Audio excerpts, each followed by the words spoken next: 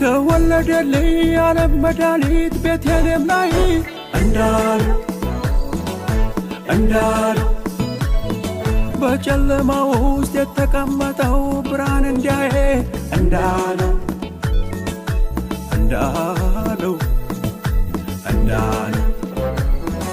መላእክቱ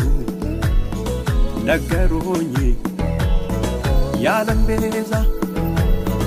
በግርግም ውስጥ አላሎኝ